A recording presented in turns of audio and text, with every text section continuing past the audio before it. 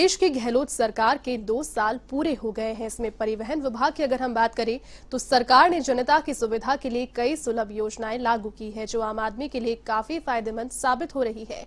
नई तकनीक से कार्य करने से होने वाले परिवहन विभाग की कई प्रक्रियाएं भी आसान हो गई है, जिससे कामकाज में भी पारदर्शिता आई है। जनता को विभाग के चक्कर नहीं लगाने पड़ रहे। इसके लिए मुख्यमंत्री गहलोत और मंत्री खाचरियावास के प्रयास भी रंग ला रहे हैं।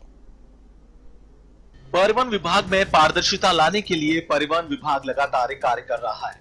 जहां आमजन पहले छोटे छोटे कार्यों के लिए विभाग के चक्कर लगाते रहते थे, तो उन कार्यों को विभाग ने ऑनलाइन कर दिया है। लर्निंग लाइसेंस की प्रक्रिया में भी तेजी से सुधार हो रहा है। अभी भारत सरकार के स्तर पर पेंडिंग है। ऐसे में केंद्र सरकार से हरी झंडी मिलने के बाद ही जल्दी ही राजस्थान में लर्निंग लाइसेंस बनाने वाले लाखों लोग ऑनलाइन लाइसेंस बनवा सकेंगे। इस क्रम में परिवहन विभाग आयुक्त रवि जैन भी विभाग को तकनीक का सहारा देने में लगे हैं।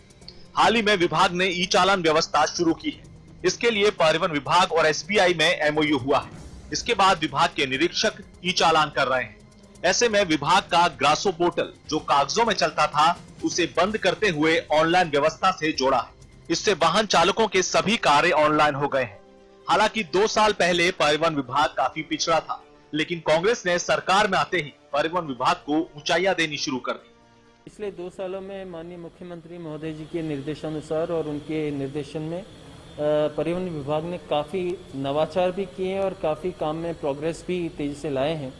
और ख़ास तौर से मैं आपको बताऊं, कोरोना काल में भी परिवहन विभाग का बहुत ही महत्वपूर्ण रोल रहा था और हमने करीब 5 लाख लेबर्स को बसेस के माध्यम से, ट्रेन के माध्यम से राज्य सरकार ने करीब 31 करोड़ का फंडिंग किया था, जिससे जो लेबर सड़क पर घूम रहे थे उनको मुफ्त अपने स्टेट्स में पहुंचाया गया था और बाहर से राजस्थान के श्रमिक यहाँ पर लाए गए थे। ये एक बहुत बड़ी एक्टिविटी थी जो शायद राजस्थान राज्य में ही हुई थी।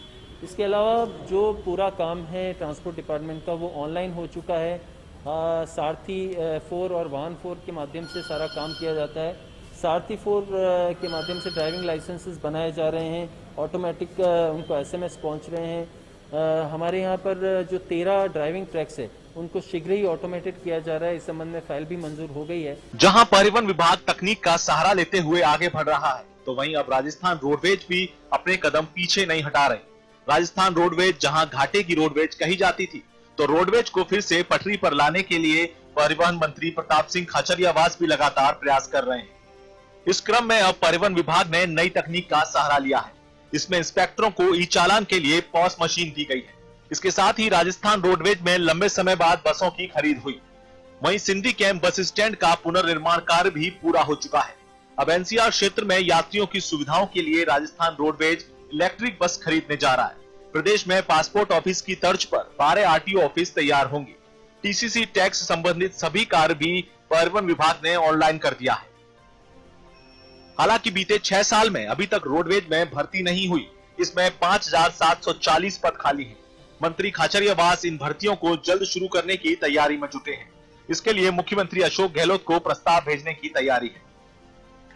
हम जयपुर के चारों कोनों में, जोधपुर, दिल्ली, सीकर, टोंक रोड, इन 4-5 रोड्स पर प्राइवेट ऑपरेटर्स और रोडवेज दोनों के लिए अलग अलग स्टैंड बनाना चाहते हैं। क्योंकि रोडवेज का जो सिंधी कैंप बस स्टैंड है बहुत पुराना हो गया और बीच में है, और जयपुर बहुत बढ़ गया है, सब लोग वहां नहीं पहुंच पाते। तो ऐसे में सुविधा देने के लिए हमने ये तैयारी की है कि सरकार के साथ बातचीत करके जल्दी हम ऐसी कोई जगह चिन्हित करें, क्योंकि हमारे पास अजमेर रोड पे तो बस टर्मिनल के लिए जगह है, उसमें से हम जगह कुछ तैयारी कर रहे हैं, प्लान कर रहे हैं कि भाई ये ध्यान रखो कि बेवजह कोई सफर नहीं करे। चालान कम होते हैं तो सिर्फ चालान करना सरकार का मकसद नहीं है कि चालानों की पूर्ति करने के लिए सरकार सारा सिस्टम कोलैप्स कर देगी। सरकार का मकसद है कि यदि कोई गलत है तो चालान करो, यदि कोई अंडरलोड है मत करो।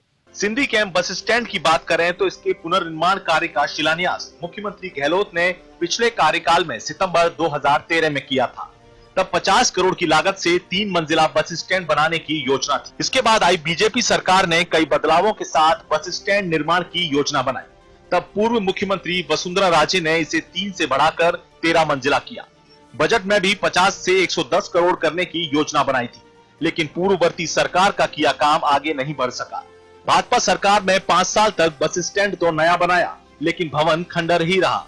राज्य ने 20 करोड़ का अनुदान जारी किया, लेकिन नई बिल्डिंग शुरू नहीं हो सकी।